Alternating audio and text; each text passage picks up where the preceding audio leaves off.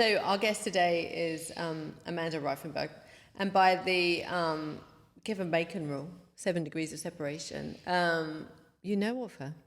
I do. My very good friend and your neighbor was college roommates with her. Yeah, I'm looking forward to asking how those two got together, because they're both these little feisty fireballs. I mean, I can imagine them turning up to a party and being a force to be reckoned with. Oh, to be a fly on the wall. And I don't know how much you know about Amanda and how much Cara's told you, but also our guest today was a little bit of a princess. Okay. She was Miss Illinois 1998. That is a big deal. Yeah, so I want to ask how that happened and how she's still involved. And I think she's involved in something called the Century Club. Now, we don't really have pageants where I come from. Oh, they're big We here. don't get out much. Every time I talk about the UK. Like, Well, we do. We don't have that. We had Diana. I mean, you know, we had Well. the royal family, so that's why. But yeah. I mean, I think we did it all back in the past. But yeah. So we're a bit boring. Maybe we should bring out pageants. I'm just trying to imagine Miss Gillingham from where I grew up, and don't you laugh? What do you mean by that?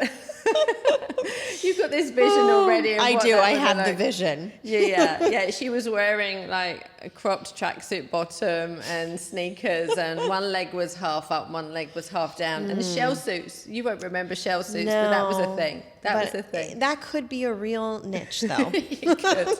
Anyway, let's find out with Amanda very soon. Hello and welcome. My name's Kerry Sheffield, photographer and CEO of my own successful business. I'm also the host of She Networks, a great believer in lifting up women and loyal supporter to those that are around me. We're all surrounded by incredible women who are breaking the molds in this thing called life. Behind every successful online persona is a real person facing struggles, failures, and living real life stories that don't always have happy endings. We will have an honest conversation, dispel this myth of perfection, and find out what they consider a success, how they achieved it, and learn what they are still reaching for. You are not alone. Join the conversation.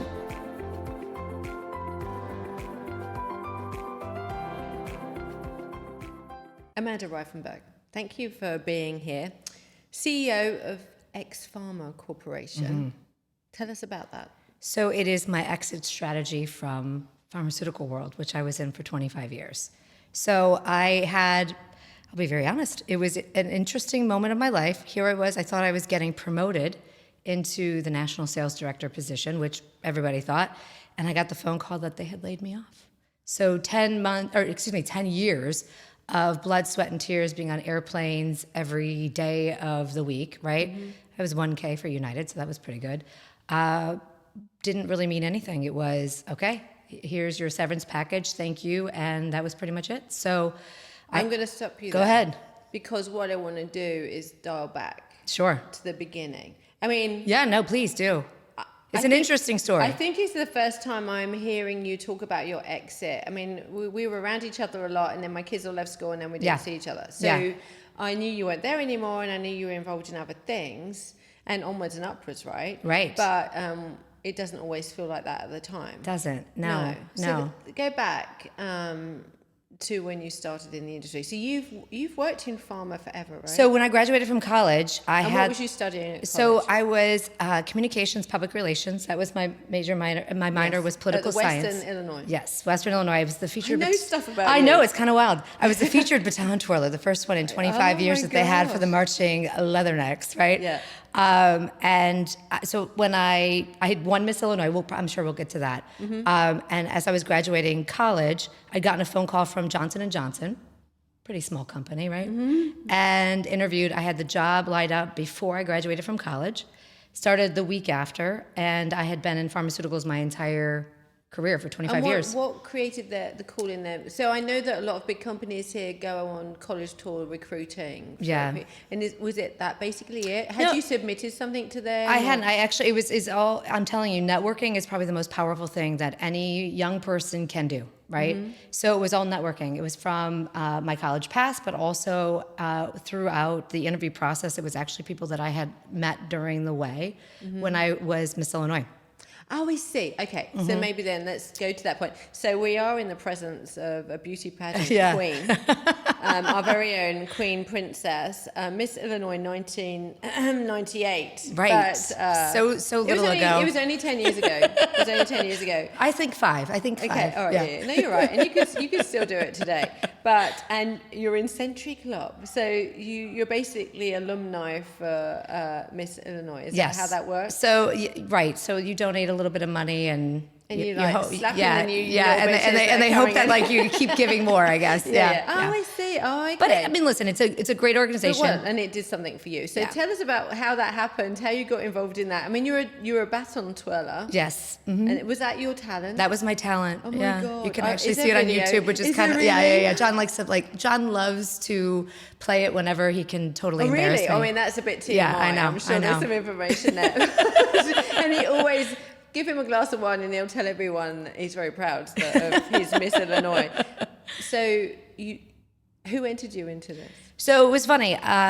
You have to do a preliminary within the state, right? It's big. It's big, yeah. So Miss McComb was the preliminary, and the directors actually had contacted me because I was the featured twirler at Western Illinois University. And I was like, why not, right? Because it's scholarship money. So winning Miss McComb that year then elevated me into Miss Illinois, which... Oh, so you're a double crown Well, wearer. so you have to... So that's how it all works. So you do your preliminary first, right? And then you go to your state. If you win your state, then you go on to Miss America. Did you do Miss America? I was in Miss America. Oh my God. Yeah, when I it was just got actually... little goosebumps. Yeah, when it was actually... Listen, it was here, and I didn't see it, and I probably regret that I didn't, but you couldn't get tickets anyways. Right. But it was in Atlantic City, and that's where it was started. And who was your MC person? It was Meredith Vieira and Boomer Esiason. I know, random. Idea. I know. She was on The View and then NBC, right? Miss America. Yeah, it was fun.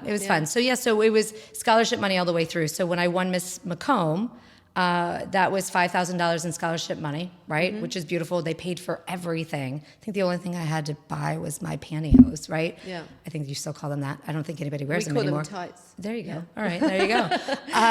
So they paid for everything. I went to Miss Illinois. I don't think I was the one that anybody expected to win because it was my first time ever competing. And I won, and I still remember That's who you are, though. Yeah, I still remember feeling like, wait a second, what do I do? I don't know. And then it launches right into getting prepared for Miss America, and that is it's a very large job. I'll tell you that. So with winning Miss Illinois, that was about $25,000 in scholarships. Wow. So now I've got $30,000. And now I'm going on to Miss America, which is probably like the biggest opportunity with scholarship dollars, but also who, when you're 20 or 21 years old, has a platform to talk about something of substance that they really want to talk about. So there's a lot behind that. So went to Miss America in September of 1998 to compete for Miss America. I didn't win, but that's okay because I came back. I had to take a year off of school. I traveled the state of Illinois, which was awesome. Yeah. Great ambassadorship. But like I was saying earlier, it's amazing because networking is totally the best thing that I would ever give anyone piece of advice. Being that person, being that, and being so visual and so your talent was this. What else did you have to do? You have to talk about something. So, there's a Q&A. There's a talent. It's kind of wild. So you have the 12-minute personal interview, and they can ask you whatever you want. And of course, like that was the year that Bill Clinton and had his moment. Yeah, had his moment. So that was a lot of the questioning, which is interesting. Oh, really? It's funny. I can't remember how I answered any of it, but that's fine. But what I will say is, yes. How can you? Because you weren't involved. I'm like 20 years old. I think I was 21 years old. I don't have an opinion on that, but all right, whatever. So it was great. So you have 12. You get prepared for the 12-minute interview. You also have to realize that like if you are to win, they take you immediately, and you have become Miss America, right? So like they take you to the press conference. Like you have to be so prepared. Fun. It's kind of, I mean, we were there for 2 weeks. Yeah, it's crazy, really. 2.5 weeks. We were in Orlando, Florida, believe it or not, which was kind of fun. Oh, okay. And then we moved to Atlantic City. So it was when it was on ABC. So that's why I think they had us here. But it was probably the most amazing part of my journey, shall I say? Who was your glam squad and your team? We weren't allowed to have a glam squad. Really? Isn't that funny? Like you hear about it now, and they have all the makeup artists that are behind the scenes.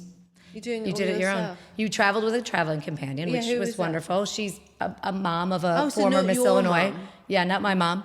Every contestant is put up at a few hotels in Atlantic City. And I'll tell you, that's what you love about Atlantic City, because I actually had a meeting there like 20 years later.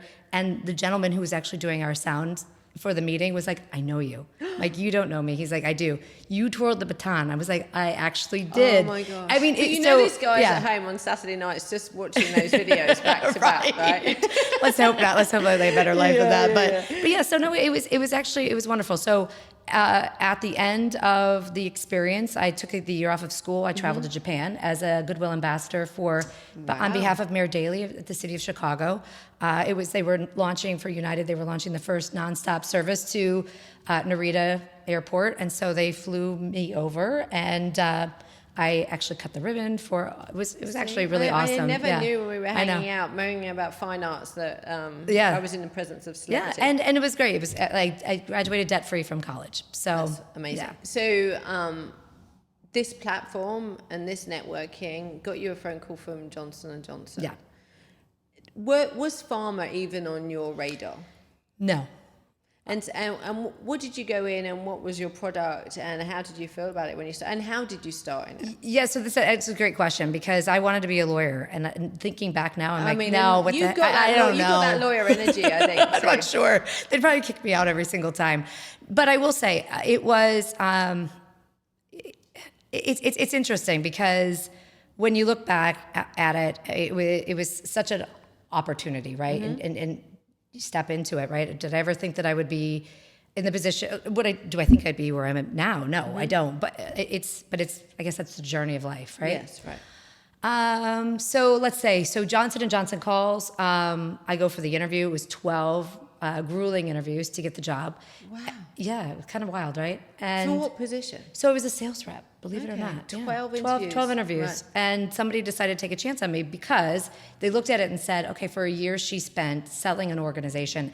And at the time, there was a lot of people, because what I did also, not only just going to Japan, I spent many miles on the road speaking to about over 500 different schools about drugs and alcohol, about like self-esteem issues, all of that. Yes. So at the time, that's when states had money, and they would pay to have you come in, right? Yeah. So it was actually probably a really amazing journey, but you also had to really sell the program, right? And at that time, people were like, oh, you're wearing a bathing suit. Like, what? Like, that doesn't say you have a brain at all, right? Yeah, so you're fighting against against it. And so J&J, I'll say, they took a chance on me. They were like, listen, for a year, she sold this program. Yeah. And at that point, we were really like pushing and touting that it was a scholarship program, which it is. And they were like, all right, we're ready for you to come in. So believe it or not, I sold the product of Tylenol. Now, everybody will laugh a little bit about that, because they're like, how do you sell Tylenol? Because everybody takes it. Actually, no. Like, I mean, I'll tell you, study binders upon study binders upon study binders for like 8 weeks. I was studying day and night to actually pass that test. And who was your audience? Who were you selling to? So we're selling to family practice. I came home every day and cried probably every single day. I'm like, what the hell am I doing? But like, you start to get your groove, and you start to meet your customers, and your customers are like, okay, you really, they really become like part of your family. And then I met my husband at J&J sales training. I know it sounds so scandalous, but it's not. No. I say to John all the time, I'm like, we should really like come up with a really fun story, but we really don't have one. But so. And is it like the movies? Pharma is portrayed in the movies like you're all in this sweaty hotel room with broken blinds, and they're selling this drug to you. But it's true. Every movie you watch where there's some kind of pharma, like, it's like there's an A board with like a dodgy poster on it, and it's like they're ramping you up. And kind of. Actually, kind of. Yeah, and then and really cheesy sayings to get you motivated. And there's all these numbers on the board. Yeah, and that's true. And it's like, this is what you got to do, and this is how you got to do it. And you know, you're walking into a doctor's surgery with a box of chocolates for the receptionist and a short skirt for the doctor. This is how the industry is portrayed in the movies. I understand sales. I've worked in sales. I feel like you're an innovator, and you're a groundbreaker, and also a ball breaker. And I say that with admiration, not as a criticism. What did you bring of yourself into an industry that was kind of established, but has to constantly evolve because everybody's watching. Yeah. You know, it's funny, when I started in pharma, it was before the pharma guidelines, right? That was the thing. This is new for me. Yeah, so it was interesting because Johnson & Johnson is a very conservative company. So and they're big in the UK. Yeah, and they would never step over any boundaries. So we weren't really allowed to do anything that would be looked at to be inappropriate, right? Mm-hmm. So good thing is I never worked for a company that did anything that was sketchy, and I'm grateful for that, right? I was never asked. And you weren't selling a product that you weren't comfortable that I didn't with. believe it. Yeah, right. Like because there's a lot of data that goes behind every single product, and it does cost a lot of money to bring a drug to market. It does. And so, and if you don't believe in it, I think it's very difficult to sell, right? But I think as I moved through through each of the different positions that I had within pharma, I will tell you it's strategic. You have to be fast, but you also have to be a human being at the same time. I mean, it's amazing. My mother went through triple negative breast cancer, which is probably one of the most aggressive types of breast cancer, but a lot of people, it's very little awareness. I love the fact that my husband actually sells a drug for triple negative breast cancer. It warms your heart, right? Yeah, absolutely. So, But it is interesting, and yes, you do have to dispel myths. Like I never actually wore the short skirt. I think I always wore pants, but it was great when I worked. But do you think you did that because of the perception in the industry? Yeah, I think 100%. I think when I was young and in sales, I remember selling truck tires at an exhibition. This wasn't my job; it was my ex-husband's job, and I went to help in this exhibition. And I sold like £50,000 pounds worth of tires on my first day just by talking to people. Right. Because I was the only woman on the floor not in a leotard. The only other women there were the women. It's so true. Yeah. And I was just there. And he said, the boss said, "Oh, can you come tomorrow? But here's £100. Go buy a dress." And I'm like, no, I might have done. But it was the most sensible looking dress. But I mean, you were literally a pageant queen. Mm-hmm. Was that abrasive for you? Was it something you felt you had to prove your worth over, or was it something you wore with honor? And I know you wear it as honor, a sense of pride, because it still exists in your repertoire. Right. But do you feel like when you were in the workforce, they were like, yeah, she's, I found that people used to say to me, "Oh, you're quite bright, aren't you?" And they'd be like, "Oh, it takes a while." Yeah. But that's just condescending. And I don't know if anyone talks with that same language anymore. I mean, they don't now because I'm I think old, they still do. But yes, dude, I have to overcome a little bit of the stereotypes 100%. Yeah, 100%. And it's funny because I don't think people take you seriously until they actually see that, wait, she is smart. Yeah, okay. But it's hard when she does get it. It can be a little bit offensive if you're in the wrong mood when people treat you that way. It's patronizing, right? Yeah, it is. And it's interesting. And it's funny because I think it takes people a little bit of time. As my boss said this to me one time. He's like, it's interesting. I didn't get you at first, but now I understand you a lot better. And what didn't he get? I think just what we're talking about. Okay, so you know this about me, you know this about me, you know this about me. So obviously it must be X. Yeah, right? And we've been talking a lot in these interviews about gender stereotypes and what we believe, and even what women believe of other women that are in certain roles. We had a double board certified plastic surgeon on the podcast, and she's the only one in Orlando that owns and operates her own practice. And I said to her, do you also have to convince women of, your legitimate, not that your legitimacy is the wrong turn of phrase, because clearly she's legitimate, just that she's the right choice for them. Correct. Do we trust men more just because of the common perception that men out there are surgeons? And we know that's not true. And I don't know what the percentages are. I don't have the numbers. But we've all been indoctrinized to believe that it's a male role, it's a male dominated role. Without sounding like angry women on a box. Right, and then that's the biggest part that you don't want to be perceived as, she's just complaining this lady wears pink. She's pink, porous plastic surgeon. Yeah. That's her name, porous. And I love that she's going, yes, I'm pink and I'm proud and I'm a woman and I'm a surgeon and I'm amazing and brilliant and I'm in awe of everything about her. And like you, she's this, tiny little woman, but full of big energy. Right. And I love that part of me feels it's nice when I surprise people and other times I'm just a little bit offended. I agree. And I'm not a brilliant surgeon or a brilliant pharma queen either. So, it's just, it's an interesting thing. And I don't know how we change all that yet. Maybe we're doing it right Maybe here, right we are, now. yeah. I mean, because I'll tell you, I can talk about it now because I don't work there anymore. But so I had a counterpart who was a man, right? And less was expected of him. So I was on an airplane like Monday through Thursday, which is a big learning for me. If I had to do it all over again, I would never do what I did in the sense of having to always feel like I was killing myself. Like I would get home at like sometimes 2 a.m. because my flight got delayed, right? And like it may sound like, oh, that's no big deal, but you're exhausted when you get home. And travel's a lot. It's a lot, right? And then you have a young son, and you have a marriage that you've got to make sure like everything. And he's doing the same role too. But he's doing the same role, doing half the amount, right? Yeah, he always looks far too chilled out. And nothing and nothing ever came to my counterpart at all. No questions were ever asked. I mean, he did a sliver of the amount of work that I did, and I know that for a fact. Maybe was he earning more money? Oh, I'm sure. But not that I'm you sure, would but ever I mean, yeah. So before we get deep into that, you're with Johnson & Johnson. You've been doing this for a few years.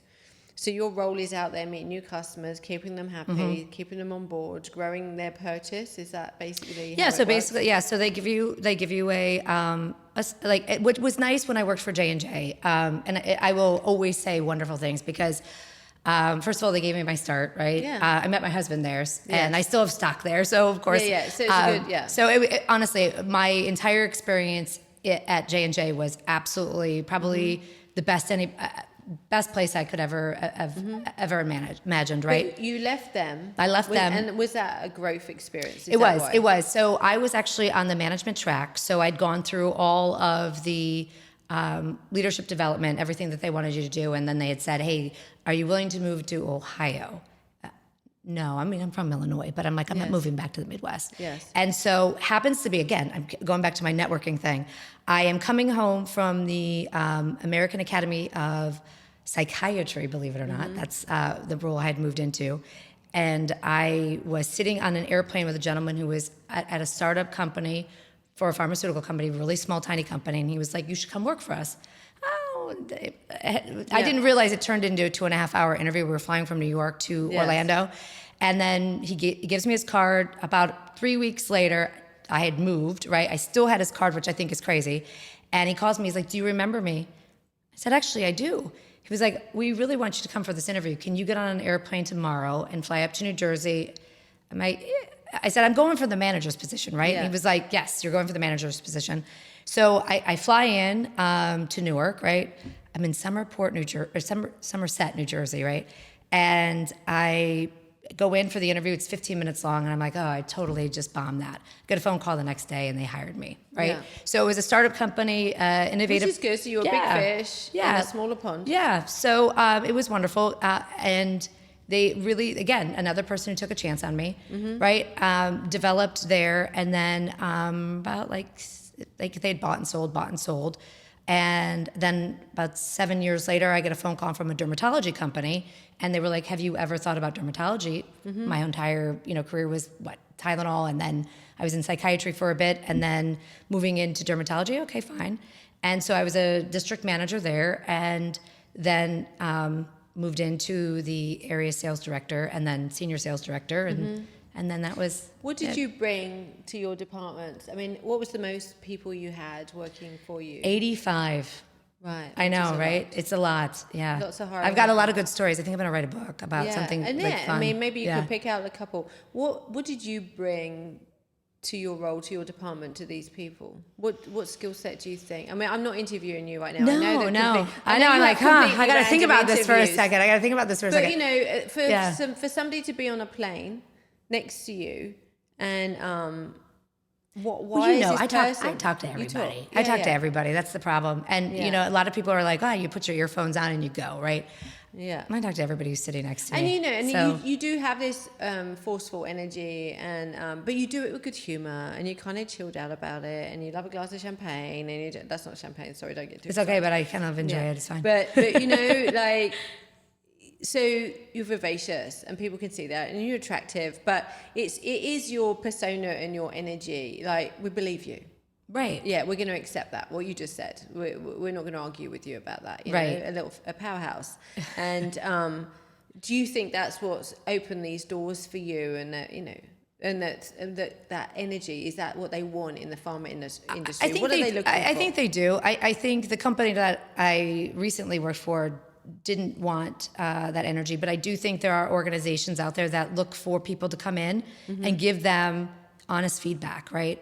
Yeah. I think the leadership team that I used to work with at the company I used to work for appreciated that, right? Because I do think, like, that is one thing I will tell you. If something's not working the way it needs to be working, I'm going to tell you, right? Yeah. And strategically, you look at it and you're like, is this the right way to go forward or not, right? And so you look at it and you start to kind of take pieces away, right? To say, like, okay, does this make sense? Does this not make sense? And then you get people who are smarter than you around you to come up with really brilliant ideas.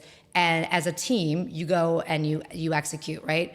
I think what's interesting is the company leadership that I just left, right? Yes. I have to separate, because the leadership team that I had before was wonderful. The leadership team that I had just now, if that even makes any sense, right? Yes. They were very much of, please don't tell us. We want to keep operating the way we do.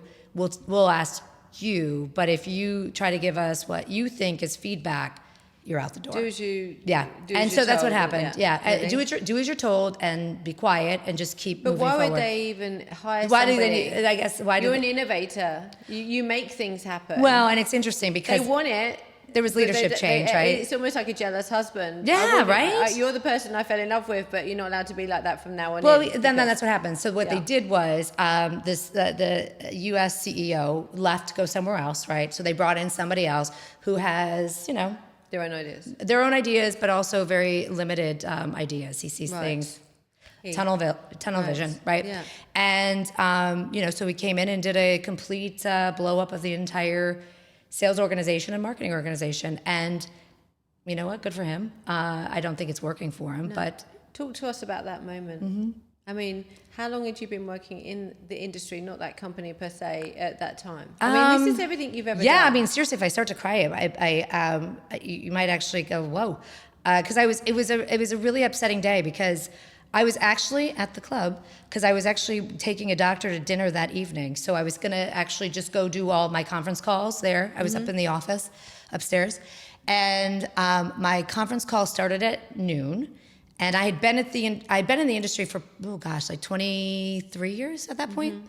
But I'd been with this particular organization for 10. Career. Yeah, I mean, really? yeah, 10 like years? And you know what? And that's what drives you crazy, because you're like, oh, there's so many opportunities that I could have taken to make more money, but I stayed with this one because I was like, you just had a vested interest. Like, I watched it from, when it was a baby company in the U.S., because it had been, a 100-year Danish company, moved to the U.S. and made mistakes along the lines, but whatever. And so you watch it and you feel like you're a part of it. And then they bring in, a different leadership team. And one leadership team that I thrived in, because the CEO, not the one we're going to talk about in a second, but the CEO that was there was like, listen, I'm going to push you. I'm going to make you better. Yeah. And he did. And he amazing. His name's Chris. Amazing. Right. And then when he left to go on, and he had an amazing opportunity. So how can you blame him? You can't. And then they brought this other leadership team in, and I should say not leadership team, leadership man. Yeah. And he just blew it all up. So I had conversations with him in July, right, about that I would be taking on this position. He promised it to me, and that never get caught up in promises, right? And never get caught up into somebody telling you, like, this is what's going to happen, because it never ends up that way. So here I am. It is October 10th, I think it was. I think it was October 10th or 11th, whatever it is, of 2022, right? 2022, maybe 2023. Yeah, 2022. So yep. 22. Yeah, and I think I'm getting promoted, and ends up I am I'm on the Zoom Teams call. Yep. And I see this new gentleman who is now my boss. So you're not alone in this conversation? Oh, no. Yeah. So I have, now I see HR get on. But it's not the HR director who works directly with me. It is actually the HR director who I sitting barely upstairs. know. Yeah. Yeah. Not even in a safe zone. Yeah, right. Because I'm thinking I'm going to work right after this. I'm shutting my computer and going to work and maybe getting on a couple conference calls to say, okay, here's the thing. I'm ready to go, thinking I'm the new head of sales for this company, right? And this gentleman, not the CEO, but the guy who's now my new boss, right? Who'd been there for 30 days, had no idea who I was, had no idea of anything. So it was totally planned, and that's fine. Yeah. So he says, thank you, but we're moving in a different direction. Okay. So I sat there for a second. I'm like, all right. Shut my computer. The first thing that seriously flashes through my brain, I might start crying, is, for what did I do all of this work for? Yeah. Right? Because obviously it wasn't appreciated at all. And I shut my computer, and then I was like, you know what? I'm going downstairs and I am getting a glass of wine. Yeah. And that's what I did. And I went home after, my glass of wine, went home and I waited. I sat like at our little bar area. You must have just been, I think I was numb. Sideways. Yeah. I was numb. Yeah. I mean, because I'm like, what did I missed all this time with my son. I left early from things that you didn't go to things, you turned things down, you're traveling, all the stuff. And you sit there and you're like, what the hell was I doing? Yeah. I think the biggest learning from that is don't ever do that again. And right? I think this is the problem of being employed rather than being the employer or being a freelancer. Right. Is that you're so vulnerable to just somebody's personality, just not even recognizing that they're handling people's life. This was your life. To them, you're just an employee within the company, and they just knocked you sideways. And it's funny because you start to, that. Were they intimidated by you? Maybe. I have no other thought. Like, what's interesting is there no exit interview? Somebody at your no, it's really funny that they give. This is what I think is really wild to me. So maybe you might be right on this, because my computer was shut down immediately. They right? took everything. Like, I even had a gift card that they wouldn't give back to me. I know that sounds really ridiculous, but like my team had sent me like a Tory Burch gift card, and I wanted it. They wouldn't even give it back to me. Right? I had photos on the computer. They wouldn't give it back to me. But everybody else since, they've had full access to their computer for like 2 weeks. Right? Yeah, I was shut off within 5 minutes. I'm like, I didn't do anything wrong. I didn't, and I think that's the hardest part. I didn't get fired, right? I got displaced because that was where the direction that they were moving. And then 3 months later, they hire somebody to take on my position who really. And so you didn't even get any closure. No. And I can feel that from you right now. Yeah, I think that's probably the biggest annoying part. Yeah. And it's probably still raw, but to not have closure, it's going to be one of those things that stays with you uncomfortably forever. Well, and it's funny. So this man that we're talking about, he will remain anonymous at this point, but he actually called me, right? So after, he called me a week later, right? And I obviously, when you go through a big thing like this, you do have somebody read through your severance agreement, right? Mm-hmm. And so my attorney was like, "Why is he calling you?" Yeah. And she's a very amazing woman. And she was like, "Listen, I want you to call him and find out what the hell he wants." Mm-hmm. Okay. So I did, and I made sure that my mother was in the room, right? So that I had backup. And he was like, "Oh, I thought you were going to yell at me." I'm like, "Why would I yell at you?" Oh my God. This is nothing about you. This is an ego problem. Very big ego problem. Big ego problem. And I'm like, listen. If he felt that way, why would you yell? If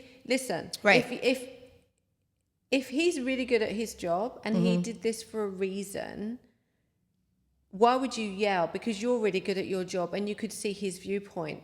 That he did it for no reason. Right. That's why you would be angry. Yeah, right. Look, if you weren't performing, you were having a bad year, right. Your department was falling down, you weren't producing, you could go, okay, well, I get it. I get it. Yeah, I understand. But not this time, no. He's just giving himself away as being threatened by you. And so... Well, and I think, honestly, I think the reason why they shut my computer down is because I had a lot of contacts. Yeah. Yep. And did you back up computer?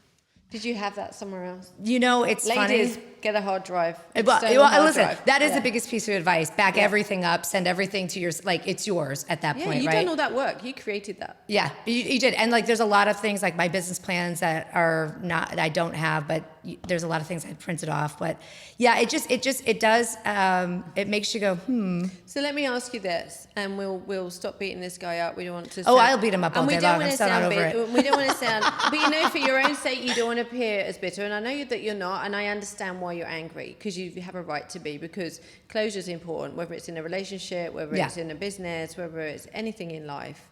It sits uncomfortably. Would you go into pharma again if you were starting over? No, I would not. No, I mean, I think, listen, it gave me. Is it about money?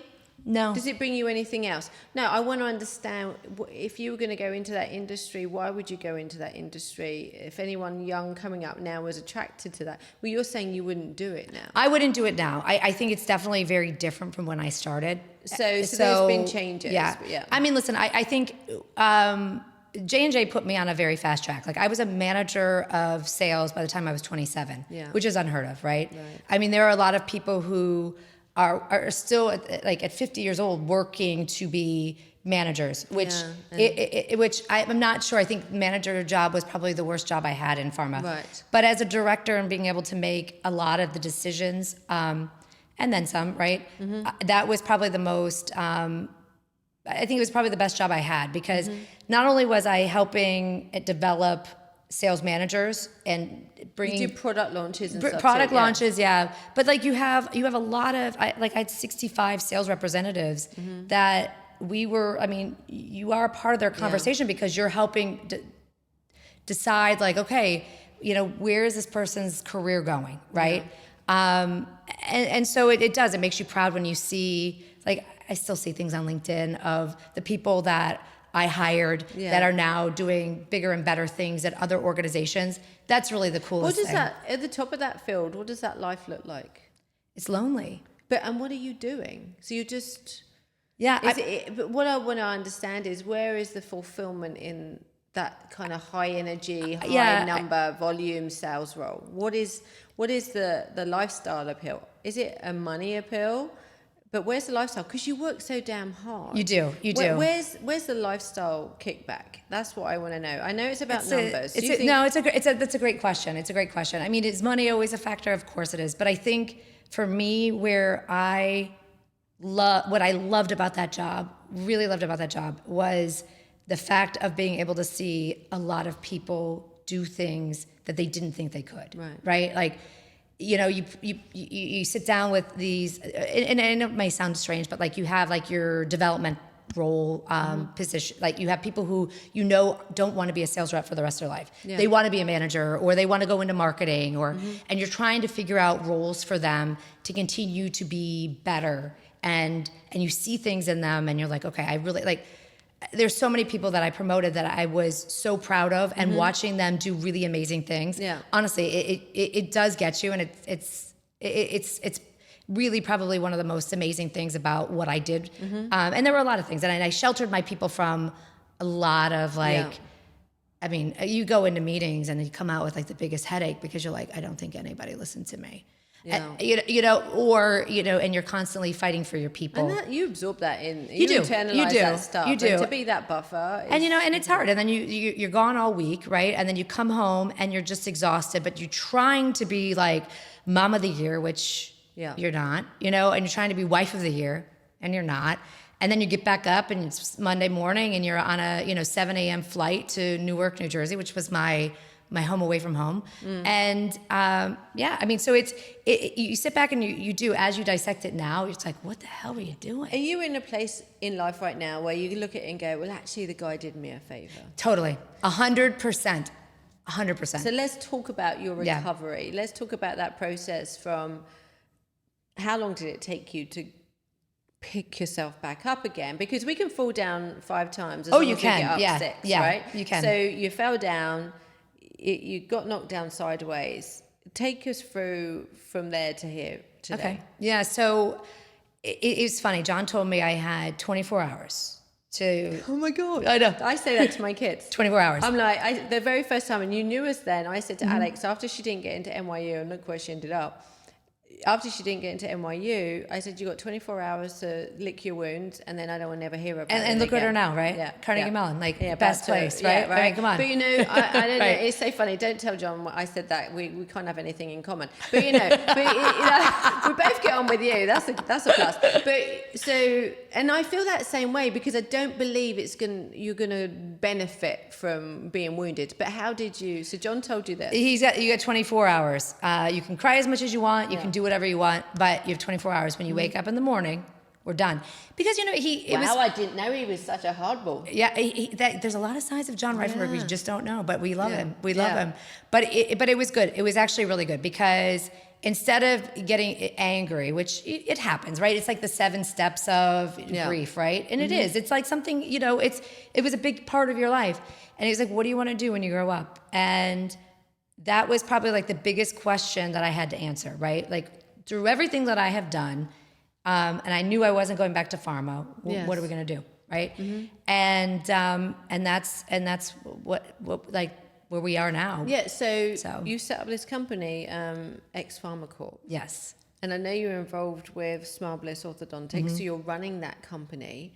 I mean, this was just a conversation around a tennis court, right, that you got to this point. I'm sure it's not. You set up the company and you've got involved in this relationship. But just talk to me about the things that you decided to do. So are you now a sales and marketing consultant for other companies? Yes.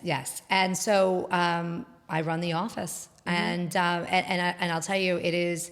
So is this so you are a company and Smile Bliss is a company that you're running. Are you taking on other clients and other businesses, or are there more than I already know about? Yeah, no, so it is, so we actually, so that's what Ex Pharma Corporation does is we are the management side of running that.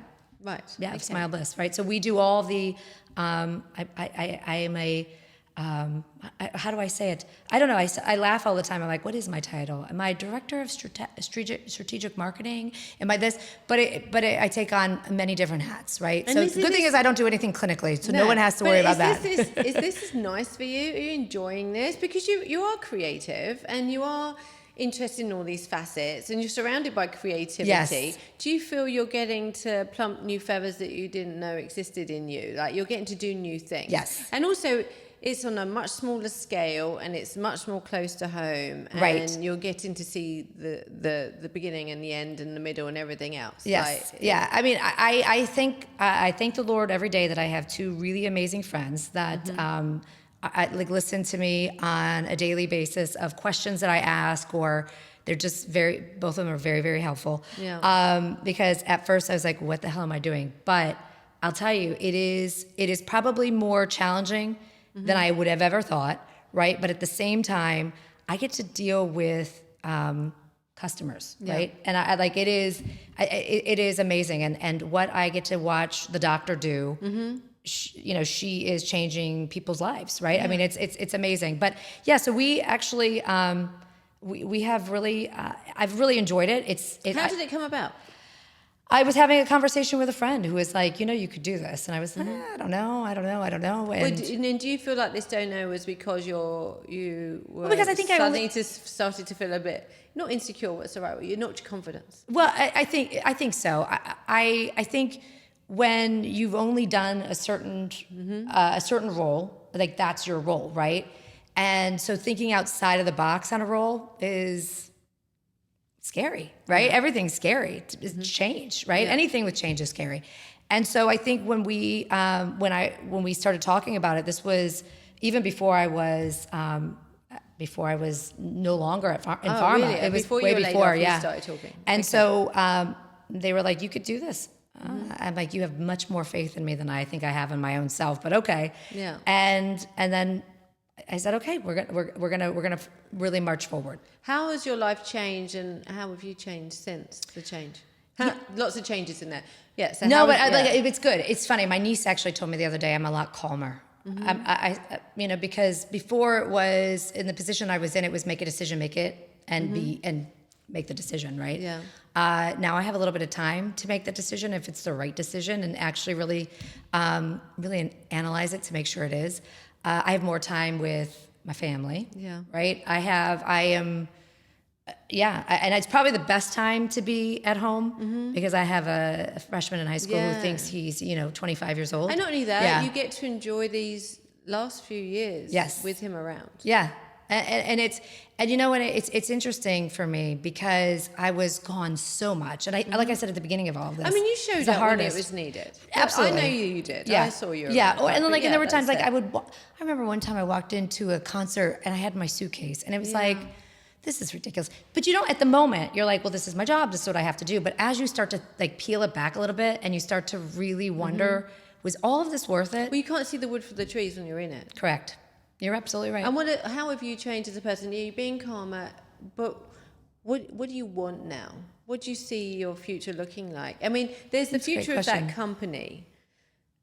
How can you grow that? Are you going to stay just taking care of this company, or do you see yourself adding to your growth? Because I just see growth in you all the time. I just see you're just ambitious. You're just like this, and I'm sure John will ride along on those coattails. But then, or do you just want to become an A-team tennis player and spend a bit I don't know. I don't think I'm that great. I think sometimes they're like, please don't play. There's people up there that ain't that great, but you know what they got there? It's tenacity. It works, and you got tenacity and bag loads. But has it changed? What the future looks like for you? Yeah, it has. I don't cruises. More cruises, right? But I don't think it's funny. I don't think I've ever been as close to John as I am now. Really? Yeah, I think it's probably done an incredible thing for our relationship. If I had to say, and he's still in the industry. He still is. And how does he feel about? I mean, is this polarized the differences in gender in your household, the vulnerability? Does he feel more vulnerable now, or does he not feel any different? I don't think it feels any different. I would wonder. Yeah. But your female counterparts, you still must have friends in the industry. Did they suddenly feel like, I'm a bit? Did it make them nervous? Do you see where I'm coming from? No, I think I will tell you, there are people who probably. Maybe they did. I don't think they probably were willing to admit that, right? I know, it's hard, but it's sometimes when the mic goes off, suddenly we hear the story. But what's interesting though too is, like you said it earlier, standing on the soapbox, like you don't want somebody to think you're this bitter woman who's like shouting from the rooftop. So I think sometimes people just keep it in because they don't want to be that person. Like I didn't get let go because I was a woman, but I definitely know I have a very loud voice, and I do believe that I was challenging to this individual, and he didn't like it. Yeah. And he didn't like the amount of power of people that I had, because I'd been there for so long, and people truly felt, and I'm not saying like, oh, I'm so awesome, but I got people to believe in what I was saying and believe like this is the right way to do it. And this is how we're going to operate, right? Yeah. And people believed it, and I think that scared him and his counterparts. And it was like the easiest way to get rid of that is that. And listen, and the last thing I'll say about them is they're not doing any better ever since I left. Yeah. But I wish them the best. What were the people that worked for you and work for you now say about your style, and what are you teaching them? Well, it's funny when because I love to be involved in everything, right? So what is interesting is the people I work with now are, because I'm a big one on, I believe that you should have the ability to make a decision, right? Yes, I shouldn't hover over you. Manager. No. I never thought that I was, but I used to but I will tell you, at the other company, they would say, oh, she's a micromanager because she's asking a lot of questions. Well, then they don't know what a micromanager is, right? Yeah. So I think the biggest learning experience for me is my leadership style is, I do believe like if you get people invested in decision making and they feel a part of the decision making, they're going to do really great things. And they're going to continue to think forward with the company, right? And I have another example of that, and it's got nothing to do with what you're saying. It's not about employment, it's about human nature. Correct. I worked in the charity field, and I volunteered in the charity field, and lots of very do-gooder Westerners would go out to Africa, and they would build a school, or they would build a hospital, or whatever, with their bricks, with their style, those places would end up in rack and ruin. go out there and educate the man there and Yes. empower them to build the structure, and it will stay strong, it will stay standing, and it will be taken care of. Yeah. You have to give people the power to do the job in order for them to invest in it. And Right. micromanaging, for those that don't know, and you know, is if you ask someone to do something, then you hover over them and watch them do it every step of the way and tell them how to do it, and not Right. let them just And they're use never their gonna own learn. initiative. They're not going to learn, but they're also not going to have any pride in that, because they would just parrot fashion Right. doing what you told them Right. to do. And then there's no ownership of it, of like, okay, well, why was that decision made? Well, because they told me to do it that way. Versus them saying, well, I made this decision, and they're this is invested. what I decided that I thought was the right thing to do for my business. And I think that is, I think that's a really wonderful thing, because you're giving people the ability to own something, even though it's not technically their own, Yes. but yet they feel like they're the owners of that small little territory. Was this whole 2 years, it's been about 2 years that's been going on in your life, was that the only time you've ever really felt vulnerable? No, I think it was probably probably in the last couple of years, it was probably the first time that I really felt like I got punched in the stomach, Right. because it wasn't anything I was expecting. But again, I think everything's a great learning experience, right? I mean, like I told you, I only had 24 hours to decide what I was going to do with the rest of my life. So I was like, okay. All right, then. Yeah. Are you going to go away? I'm not going to lie. I need to cry. I did drink some wine that night, and it was delicious, and it was wonderful, and it was probably hitting at all the right points. Yes. But I refused to let anybody feel sorry for me. And I think that was the biggest thing for me, was I would get phone calls from people like, oh, I cannot believe they made this decision. Even doctors who are lovely people, they're like, we're going to find you you're going to go work for somebody else. And I'm like, I'm done. It was like that moment of clarity of like, I'm done. And it's funny, sometimes, I don't know if you're a religious woman, but God doesn't always give you what you prayed for. Correct. Yeah. And it's okay. And this could be the thing that you needed more. You just didn't know it. I didn't know it. At the time, I didn't know it. Maybe, like I said, maybe it did you a really, really big favor.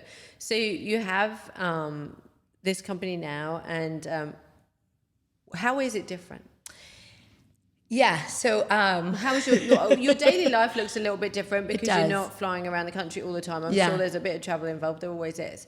But yeah, how is it? But different? I get to make decisions for the office that are the decisions that we move forward with, right? Yeah. And and sometimes it's like, oh goodness, it's a big decision, right? But it's my decision, and I've researched it, and I feel really confident with it, and I don't have to pass it through anybody else. Yes, I have to pass it through the doctor, but I think they trust me enough to say like, okay, go forward, right? Yeah. So, and how is this industry?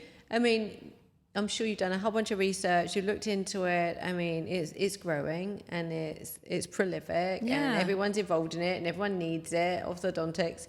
I mean, how can you bring a bit of the Amanda power into that? What do you want to see different? How do you want to change it? Is there new innovative ways? Listen, I have no idea if I'm doing anything that's totally innovative or not, but I think sitting and honestly getting to understand your customer base and what is their needs is probably most satisfying for me. I'll walk out of the office and I'll sit and I'll talk to a mom, and a kid who's like very scared about putting braces on. Yeah. And it's like, okay, let's just talk, right? And at the end of it, like, you're high-fiving, and the kid comes in like a couple months later and is like, hey, Mandy, I want to tell you this. Or I think you forget like how much or how important that actually is, right? Just having like a human connection with people.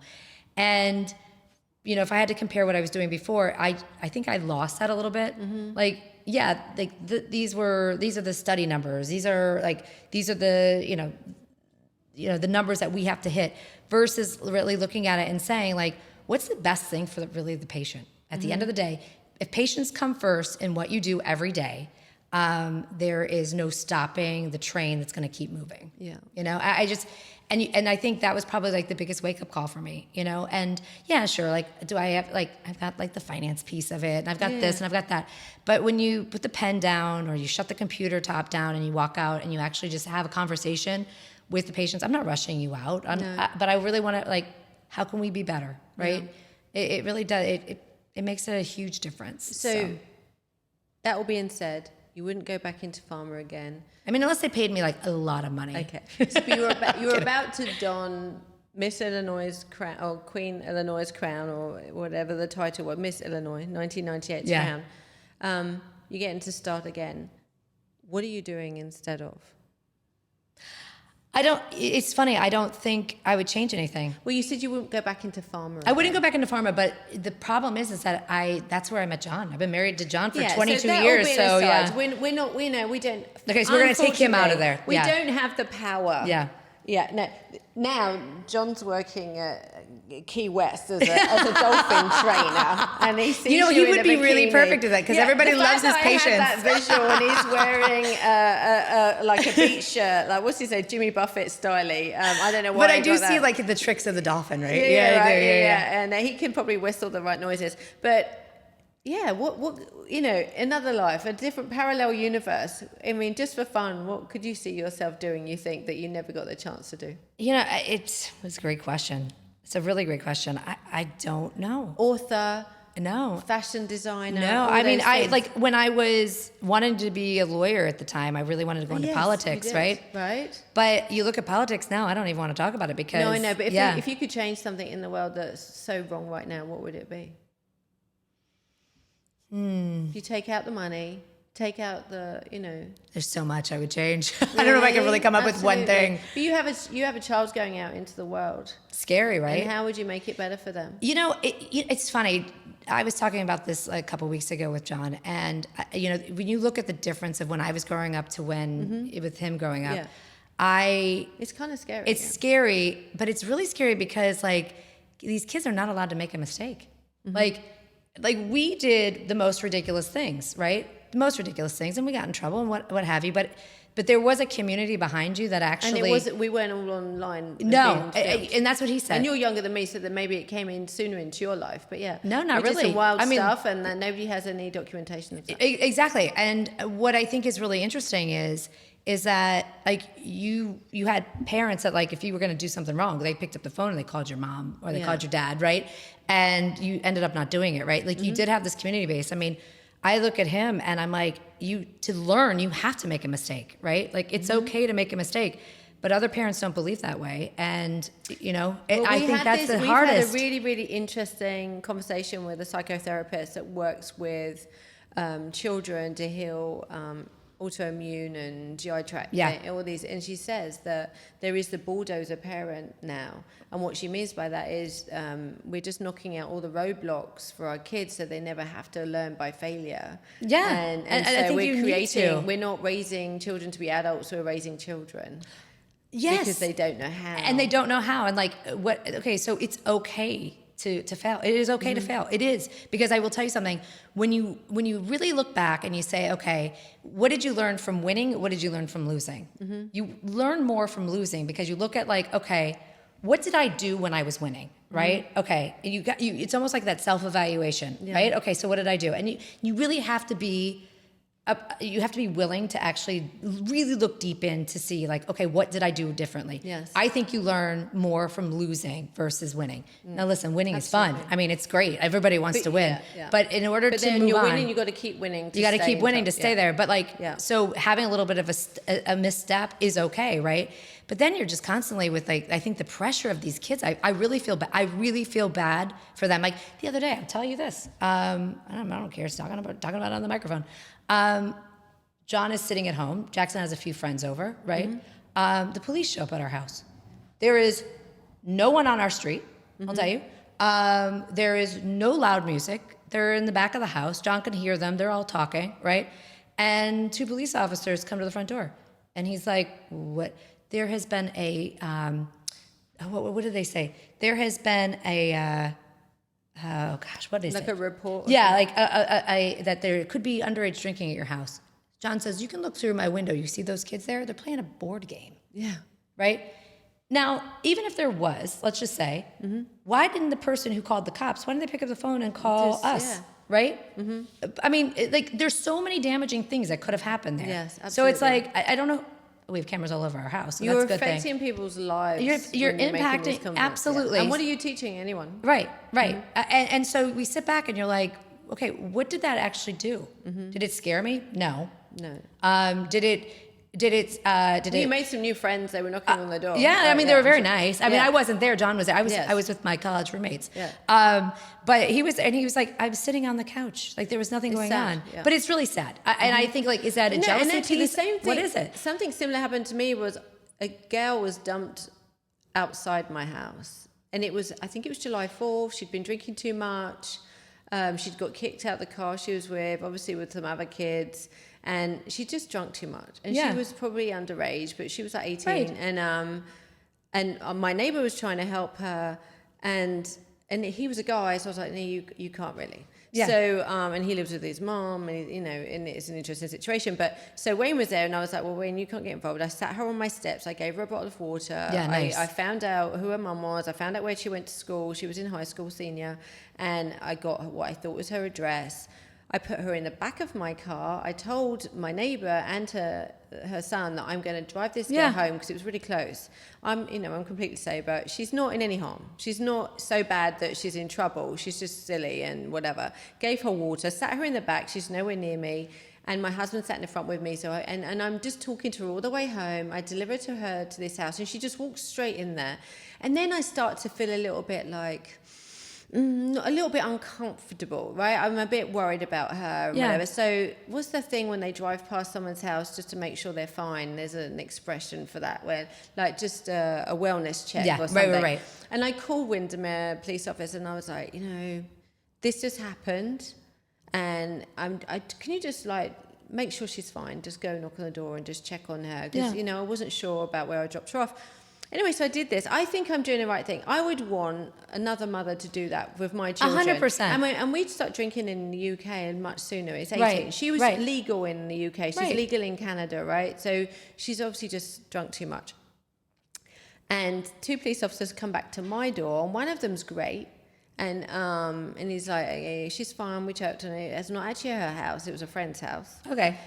The other police officer said if she'd died, it would have been your fault. Why? And I was dumbfounded. What? But and I was struck. Did you ask him why? I actually complained and reported that comment because I was so upset by it. You start questioning everything you believed in.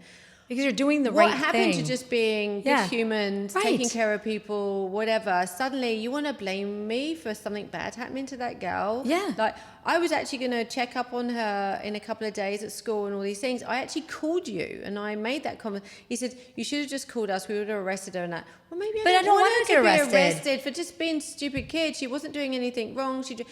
It's a learning experience. 12, Exactly. And so, and she didn't look 12. There was no physical damage. She'd just been out on a boat and all this stuff. And it's just sad. It is. It's just sad that that's where we are. But yeah, I mean, I think, it's you just, I don't know. I think where I grew up, and I didn't grow up in a fantasy land of a small town, but you just had a sense of community. And everybody was taking care of people. Yeah, and everybody was taking care of it. You knew, like, I remember I drove a car before I was 16, and my aunt was on the other side of the 4-way stop, and I'm like, oh, shit. Like, she's calling my mom. Yeah. And then as soon as I got home, Sandy's like, okay, what were you doing, I wouldn't mess with Sandy, right? And so you sit there, like, that's okay. Like, that's okay. But listen, you made mistakes. There's been successes. There's been failures. You've taught your son how to overcome, not a failure, how to get up when you get knocked down. Yeah. And he will remember that, and he will see what you did with it. And look at you, you're starting to build another empire.